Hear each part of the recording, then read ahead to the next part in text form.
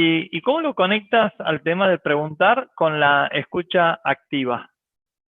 Bueno, no, nosotros pensamos que podemos hacer multitasking, ¿no? Sí, Y yo estoy pensando en la respuesta a lo que vos me estás diciendo, no te estoy escuchando. Entonces, claro. básicamente, uno tiene que desarrollar la escucha activa. La escucha activa es casi el aquí y ahora totalmente. Estoy hablando contigo y no estoy pensando si abrieron la flexibilización para que puedas salir a la calle o no. Estoy 100% concentrado y mirándote a los ojos en lo que estás hablando. De esa manera vamos a establecer una conexión y vamos a poder entendernos mucho mejor. Yo para todo esto, por ejemplo, hice un curso de coach organizacional justamente porque me daba cuenta que muchas veces estaba más pensando en mi respuesta y menos en lo que estaba charlando. Y me perdía la riqueza de lo que me estaban respondiendo. Y quizás 20 minutos después me decían, pero Santiago, te lo dije hace 20 minutos. Y yo estaba, claro, pensando en lo que yo quería decir. Entonces, bueno, esto de la analogía de las dos orejas y una sola boca es buena para la escucha activa. Estar aquí y ahora y escuchando 100% al interlocutor. Y para esto hay algunas técnicas, ¿no? A ver, compartí. Las técnicas es empezar siempre desde, cuando uno trata de aprender del otro, empezar desde lo más amplio a lo más chiquitito. Nunca empezar una pregunta con una negación. ¿No crees que esto sería bueno? Nunca empezar tratando de que el otro responda, porque si no, en vez de abrir, voy a cerrar y voy a dejar de explorar en lo que el otro tiene que decir. Entonces, siempre es conveniente empezar desde preguntas de lo más general a lo más chiquitito al final, cuando yo quiero ir ya conceptualizando específicamente algo. Pero nosotros tendemos a tratar de hacer una pregunta para validar lo que nosotros creemos. Entonces empiezo con las preguntas por el negativo. ¿No creerías que si hiciéramos esto nos iría bien? Bueno, yo te estoy condicionando. Sí, Entonces, en totalmente. todo caso, podría ser una pregunta, ¿qué creerías que podríamos hacer para que esto suceda? ¿Qué Es harías tú? cambiar, es cambiar una palabra. Exactamente, O pero sea, no eliminar el sí o no del principio. y ese es un ejercicio enorme, porque llevamos años en una mecánica de preguntar de esa manera. ¿Por qué? Porque siempre buscamos certezas nosotros. Y la realidad es que cuando nosotros emprendemos no buscamos certezas, buscamos validaciones. Y las validaciones pueden tener que ver con nuestra idea original o no. Pero si yo lo único que me interesa es validar mi idea, bueno, me estoy perdiendo quizás lo que dice el mercado. Y quizás tendría una empresa de subastas y sería de Narváez, que hace subastas de autos, y no podría ser una empresa que vale más que toda la bolsa de Argentina. ¿Sí? En el caso de Claro. Argentina. Entonces, No, dale. sí. No, entonces la capacidad de aprender está muy ligada a la capacidad de escucha, como bien dijiste vos, y a la capacidad de hacer preguntas. Y esa capacidad de hacer preguntas después pasarla por una analítica para poder buscar qué cursos de acción puedo tomar, ¿no? Claro, las famosas métricas para seguir aprendiendo del proceso de validación. Darío Eugenio Arias dice, hola, me interesa cómo hacer preguntas que me sirvan en los procesos de negociación. Déjame contar una anécdota chiquitita, Santi. Cuando estaba en la universidad, tenía un montón de pelo todavía, eh, leí un libro en inglés que se titulaba Stop Telling, Start Selling. ¿No? Deja de decir, empieza a vender. Y cómo hacía era dejar de afirmar cosas, como creyéndose que se sabía todas, y empezando a preguntar con este tipo de preguntas abiertas. Y comentaba este autor en la introducción de que de niños preguntamos por todo, pero en la medida que vamos creciendo, queremos demostrar que somos adultos, de que somos mayores, y entonces empezamos a afirmar y nos olvidamos de preguntar, absolutamente. ¿Cómo ves eso? Y si puedes conectar también con lo que pregunta Darío de cómo te serviría en un proceso de negociación. Bueno, en un proceso de negociación es vital tratar de entender qué está pensando el otro, dónde están los puntos de dolor, por qué lo quiere hacer, para qué lo quiere hacer. Más que el por qué, que general va a validar, es el para qué. ¿Para qué quisiera esta negociación que nos llegue bien? ¿En qué lo ayuda? Porque eso me va a facilitar mucho más la venta. Uno de los problemas de los vendedores es cuando yo trato de convencer al otro de mi idea, en vez de entender la necesidad del otro y sobre esa necesidad operarle y mostrarle la bondad de mi producto.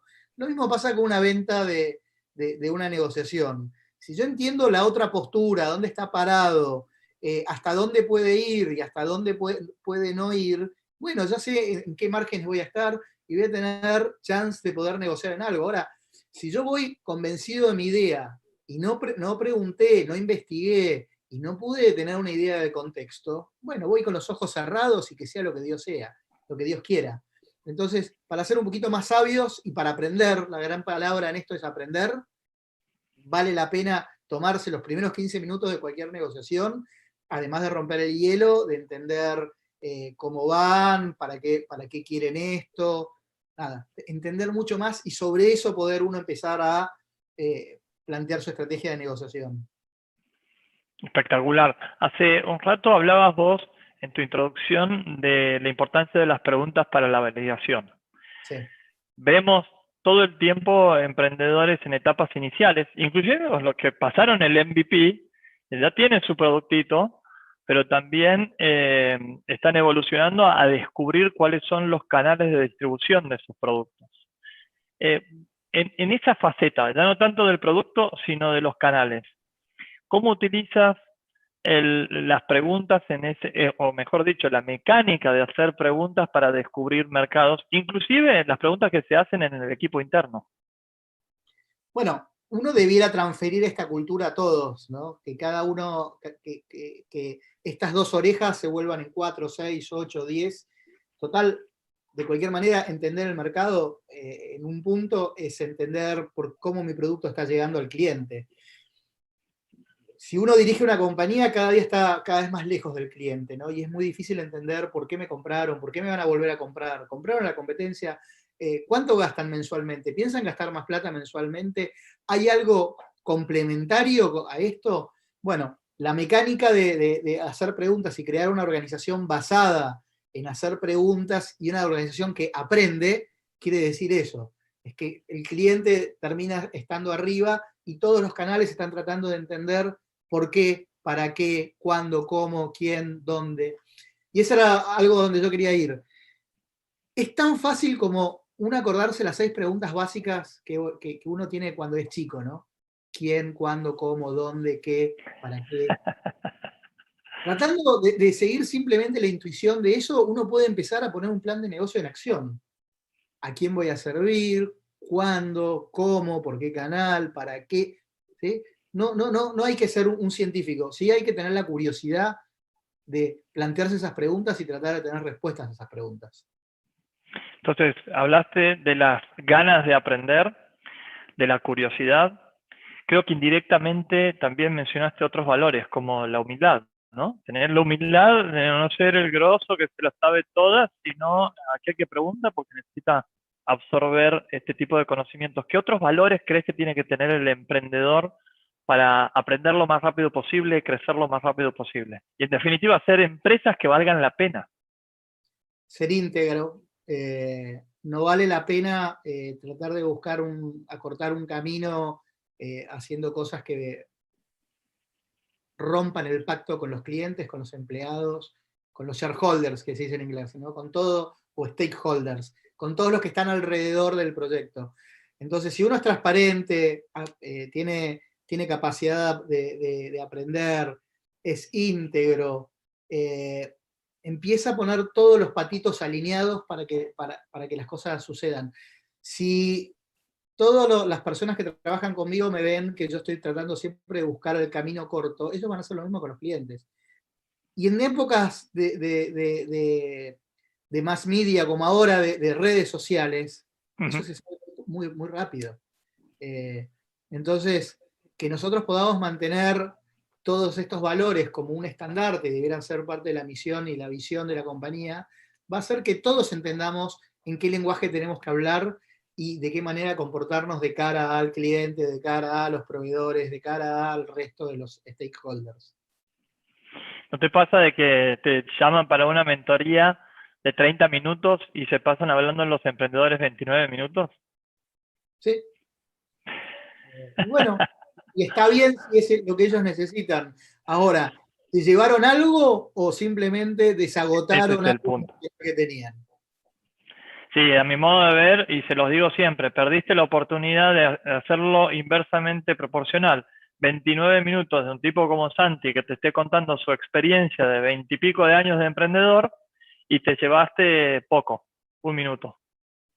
Sí, pero bueno, también la experiencia te dice eso. De la misma manera que para mí un gran aprendizaje es, por ejemplo, en Twitter seguir a la gente que yo admiro. ¿Por qué? Porque ellos todo el tiempo te están contando en qué están pensando, qué están leyendo, qué están haciendo, en qué creen, en qué no creen. Entonces es un MBA online que uno hace, porque uno se entera hacia dónde están yendo en un momento. Nuevamente, eso es casi hacer preguntas.